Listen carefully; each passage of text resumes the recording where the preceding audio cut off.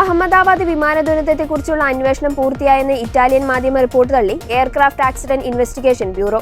റിപ്പോർട്ടിലെ അവകാശവാദങ്ങൾ അടിസ്ഥാനരഹിതമാണെന്നും ഊഹാപോഹങ്ങൾ മാത്രമാണ് പ്രചരിക്കപ്പെട്ടതെന്നും AIIB പ്രതികരിച്ചു. അപകടം സംബന്ധിച്ച അന്വേഷണം പുരോഗമിക്കുകയാണെന്നും അന്തിമ നിഗമനങ്ങളിൽ എത്തിയിട്ടില്ലെന്നും AIIB കൂട്ടിച്ചേർത്തു. വിമാനം തകർന്നത് പൈലറ്റ് മനഃപൂർവ്വം ഇന്ധന സ്വിച്ചുകൾ ഓഫ് ചെയ്തതുകൊണ്ടാണെന്ന് ഇന്ത്യൻ അന്വേഷണ ഉദ്യോഗസ്ഥർ നിഗമനത്തിലെത്തിയതായി സൂചനയുണ്ടെന്നാണ് ഇറ്റാലിയൻ മാധ്യമം റിപ്പോർട്ട് ചെയ്തത്.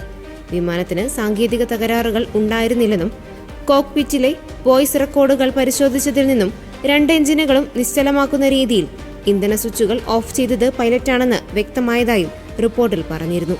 ഈ അവകാശവാദങ്ങളാണ് AIIB തള്ളിയത്.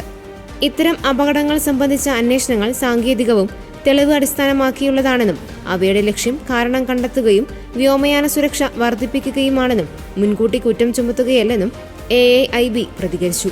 നിഗമനങ്ങളും സുരക്ഷാ ശുപാർശകളും ഉൾക്കൊള്ളുന്ന അന്തിമ അന്വേഷണ റിപ്പോർട്ട് രാജ്യാന്തര മാനദണ്ഡങ്ങൾക്കനുസൃതമായി അന്വേഷണം പൂർത്തിയാകുമ്പോൾ പ്രസിദ്ധീകരിക്കുമെന്നും AIIB വ്യക്തമാക്കി.